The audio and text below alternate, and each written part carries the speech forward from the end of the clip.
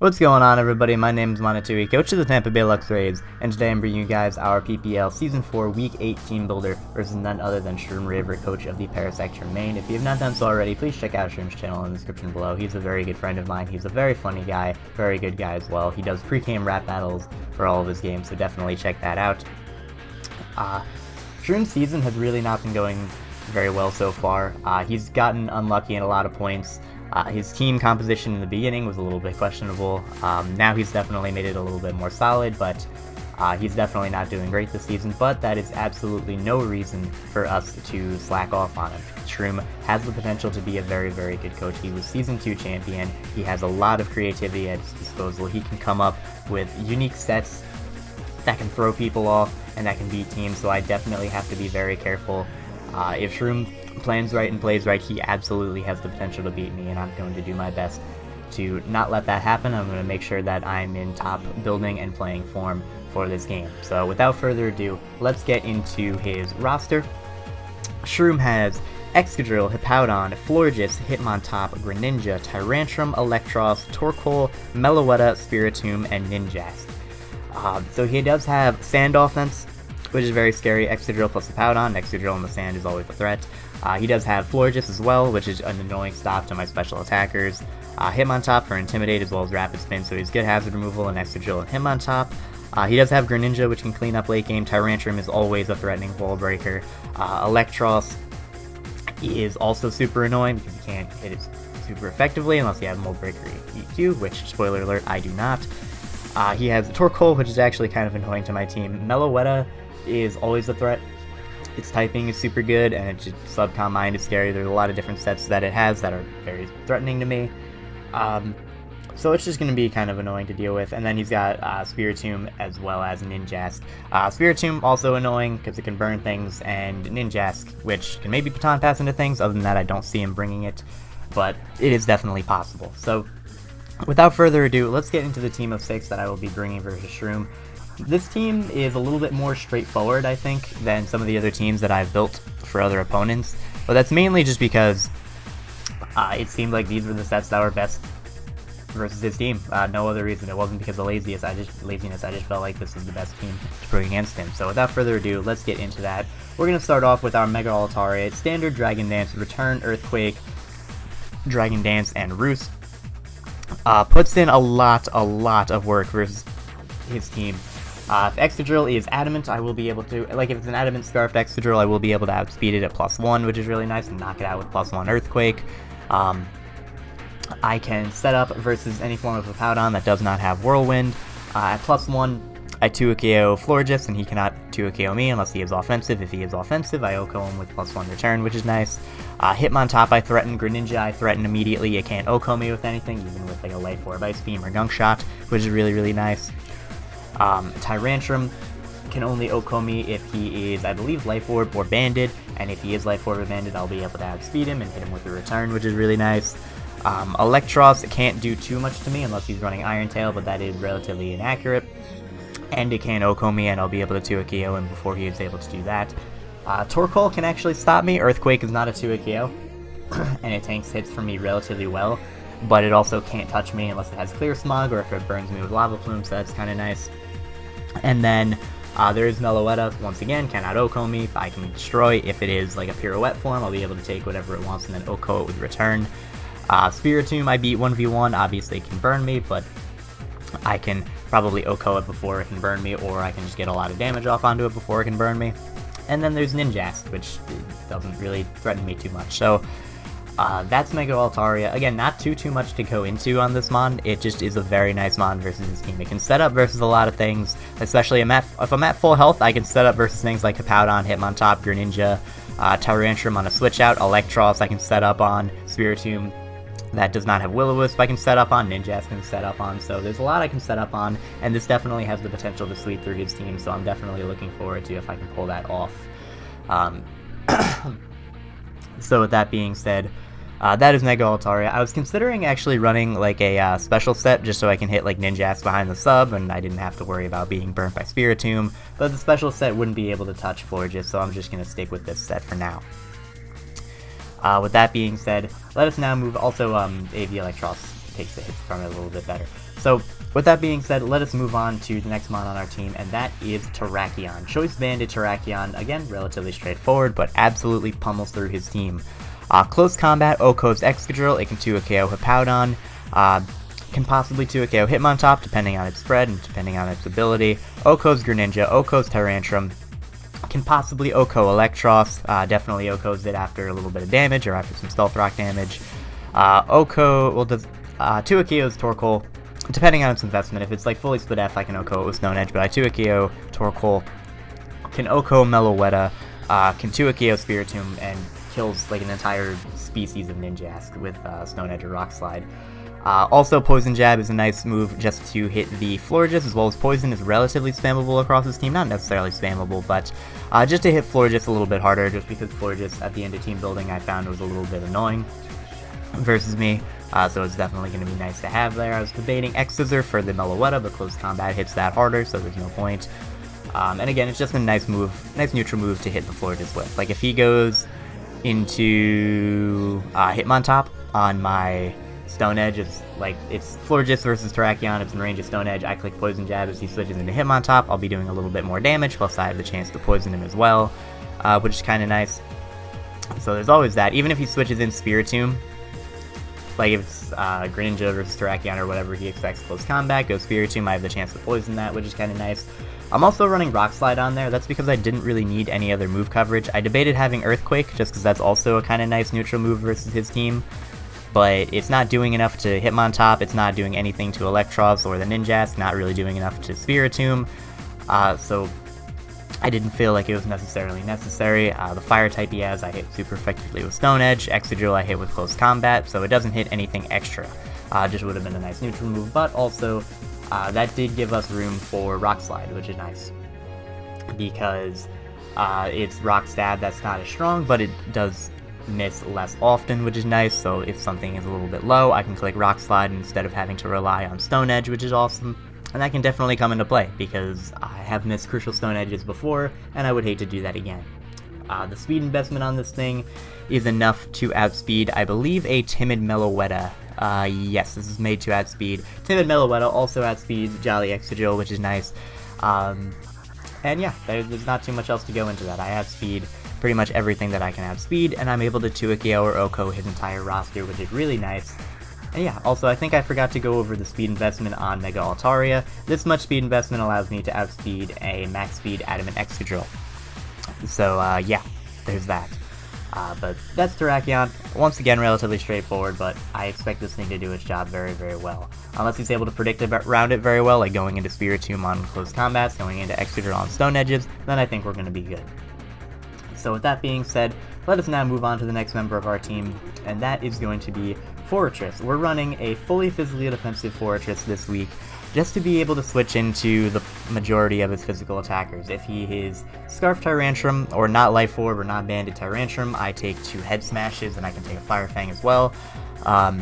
Excadrill will not be able to do a lot of damage to me, and I'll be able to switch into that thing. So this thing may be a little bit pressured during the game, but it's also very important for his team because it's one of the only things that switches into the combination of Excadrill plus Tyrantrum.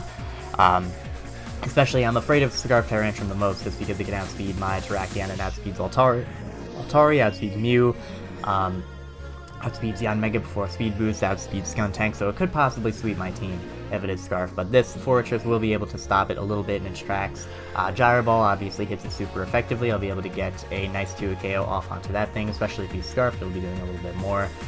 Stealth Rock and T-Spikes are there just because his team is not necessarily weak to rocks, but I would like to have them up, get a little bit of chip damage on things like the Florges, Greninja, Tyrantrum. Electros is a big one.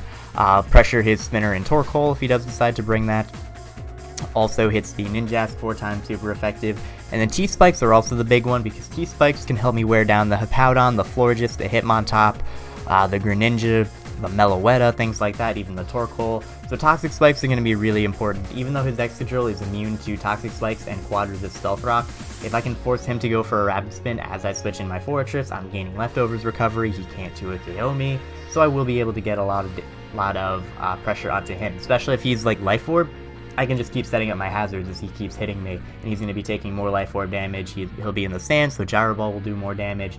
I can keep setting up my hazards if he Rapid Spins, takes Life Orb damage. So this is just a very nice mon for his team in general. Also be able to scout for what type of Tyrantrum he is, if he's Banded, if he's Scarfed, which is really, really nice. So that is Fortress. We also have Rapid Spin on there just to keep our Yanmega a little bit safer. Hippowdon is a very reliable Stealth Rocker, and I will be able to Rapid Spin versus that thing unless he has Fire Fang, and even if he does, I can throw up my Stealth Rocks alongside that thing. I can throw up Toxic Spikes versus that thing, which is kind of nice. So Fortress, definitely very important in this game to be able to get up hazards, as well as something that I haven't used this thing all season for really is just to take hits from physical attackers. Like, typically things are going to be running fire coverage for it, but Excadrill doesn't really get any fire coverage, and Tyrantrum's fire coverage includes Fire Fang, and if he's Scarfed into that, I have multiple switch-ins to that. So that is Fortress. Super bulky this week, hopefully going to be able to set up hazards, hopefully we'll be able to check the things it needs to check. And yeah, let's move on to the next member of the team, and that is going to be Mew. Once again, super standard, Spadef Mew, knockoff Will-O-Wisp, Taunt, and Roost. So I was going to go with more physically defensive set, just because I took hits from things like Tyrantrum better, I took on like Ninjask better, not that mattered that much, but I realized this team was a bit weak to things like offensive Florges if he decided to bring that. I'm pretty weak to Greninja as well, and thankfully Mew, if he's not Life Orb, cannot do a Greninja if he's not Life Orb, cannot do a Kiyomi, which is nice. I was also not necessarily weak to Meloetta, but Meloetta's always scary, and I'll be able to switch into that thing with this. And yeah, like, I don't know if there's too much else to go into with this thing, but it just takes hits from his team very nicely. It can burn his physical attackers, which is nice, like Excadrill, Kanokomi, I can burn it. Hippowdon, I can burn it. It also shuts down defensive Florges with Taunt, shuts down Tyrantrum by burning it. I can burn Electros and have it do less damage to me. I can taunt like a coil set of Electros. I can taunt Torkoal, stop it from setting up a hazard or toxicking me or something like that. Can taunt. I can Calm Mind Meloetta. I can knock off items. So this is definitely going to be more of a support Mew. If I can knock off the Electros and Assault Vest, that'll be really nice for my Yanmega. If I can knock off like a Florges' Leftovers or something like that, that would be really nice. If I can knock off the Excadrill's Life Orb, then I'll be able to take hits with it. I'll be able to have other things take hits from it a little bit better. So this is just a general support Mew. It's not really setup fodder to anything. Calm Mind Florges is shut down by Taunt. Spiritomb can be burnt, and then I kind of beat it 1v1. If it decides to status me, it'll get synchronized back onto it. Really the only thing that can... There's not necessarily anything that hard beats this thing 1v1. He has to just be able to pressure it enough, which is definitely doable. Like, if he has offensive Florges, he can get a lot of damage off onto me. I can't hard switch into Life Orb Excadrill. I can't hard switch into Greninja. I can't hard switch into Tyrantrum. So it's definitely possible, but this is just a very good stop to his team. It's going to be very difficult for him to break through, and I'm looking forward to this thing putting in work versus Shroom. Okay, and with that being said, we're now going to move on to the next member of our team. That is just going to be a Life Orb speed boosting Yanmega Bug Buzz, Air Slash, Toxic, and Protect. So it's Dual Stab, Protect, and Toxic. I was debating Toxic being a couple different things. I wanted Giga Drain for the Hippowdon. I wanted something along the lines of like a Hidden Power just to hit Excadrill a little bit harder, or to hit something like the Torkoal a little bit harder, like Hidden Power Ground. That would have been able to hit both of them super effectively, which would have been nice. But I opted for Toxic largely because of the Florges. His best switch into this thing is Florges. Electros, if it's Assault Vest, also can switch in, but it doesn't necessarily want to take that damage, plus it doesn't have natural recovery, plus the rocks are up. It's just going to be taking a lot of damage, and yes, it can gain momentum with Volt Switch, but it can only do that one time after taking one Bug Buzz. So being able to Toxic either the Florges or the Electros is going to be very, very nice. Even like a especially defensive Spiritomb doesn't necessarily want to be Toxic, which is super good. Torkoal as well can be Toxic and worn down. This thing just has a lot of potential versus his team. If I can get rid of the Florges and weaken the Excadrill, and weaken the Electros as well, this thing will be able to just clean sweep through his team. It outspeeds Greninja after a speed boost. It outspeeds, obviously, Hitmontop, and I can OHKO Hitmontop. I can OHKO Greninja. Life Orb Bug Buzz OHKOs Tyrantrum as well, because Tyrantrum's Spadef is not that good. I 2-KO Torkoal, I can OHKO Meloetta. If I don't OHKO it, I'll 2-KO it guaranteed. I can 2-KO Spiritomb, I can OHKO Ninjask, so this is just a very, very big threat to his team, and I'm really looking forward to use this thing. This is one of those matchups where I think Yanmega just has a ton of potential, and he's going to have to prioritize rocks in order to deal with it, because there isn't a ton that can immediately revenge kill it. Like, obviously, Excadrill has Rock Slide, but it has to get up to... if I get up to +2, I'll be able to outspeed it in the sand. I can pick it off if it's weakened. Hippowdon, if it's weakened, I can knock it out, and he obviously has to run rock coverage to hit me. If he's running rock coverage, he's probably not running Fire Fang, which is nice. Florges can OHKO me if he is offensive. Also, just 2-KOs me if he's defensive, and if he's defensive, he walls me entirely, but Florges is going to be something that if I land a Toxicon, that'll be nice. If it has a Aromatherapy, I'll force it to go for it. Hitmontop has to run rock coverage, and even then he has to be Cobra Berry or Assault Vest in order to take a hit from me. Greninja, unless he is Scarfed, will not outspeed me at +1, and I can OHKO that thing. Tyrantrum, same thing, he has to go for a Rock Polish as I protect, or it turns into a mind game. If he gets up a Dragon Dance, I have to protect, and then we'll see what happens from there. Meloetta, if it's a sub Meloetta, obviously I hit it from behind the sub with Bug Buzz, which is also super nice. Like, I have the ability to hit anything that could be running sub on his team really hard. Like, if he's a sub DD Tyrantrum, knock it out from behind a sub. If he's a sub Greninja, knock it out from behind the sub. Ninjask, I can possibly actually OHKO with behind the sub after it sets up. It's probably not after it sets up the sub, but definitely after rocks. Like, just... There's so many... this thing is super threatening for his team. I'm sure you guys can see that. Also, Protect is kind of nice versus his team because I can stall out Sand turns as well. If he brings in Hippowdon, I'll be able to go for the Protect, wear out a Sand turn, and then switch accordingly. So yeah, Yanmega, super threatening Mon towards his team. Once again, relatively standard, bar of course Toxic, but it just puts in so much work versus his team. I didn't feel like altering it. I just decided to let it do the job that it normally does very well. So... that's Yanmega. Next up, we're going to move on to the last member of our team, which is Skuntank. A little bit different of a set, but again, relatively the same premise. Black Glasses, Poison Jab, Sucker Punch, Pursuit, and Crunch. As you can see here, we have near max attack and near max Spadef.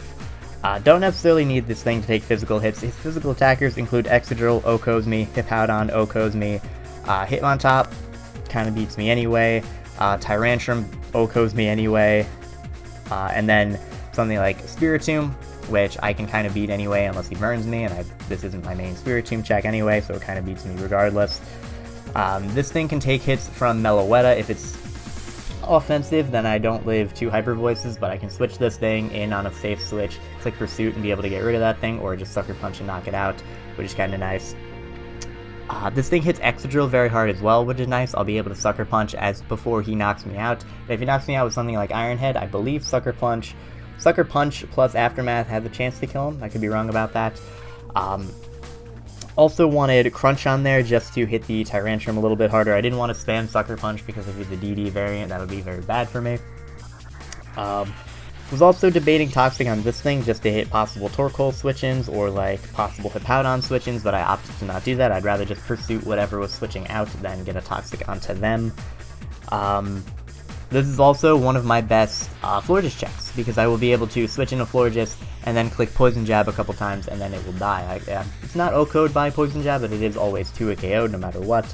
If it throws up a Wish, it has to decide if it wants to heal itself or if it wants to heal a partner, which is very nice.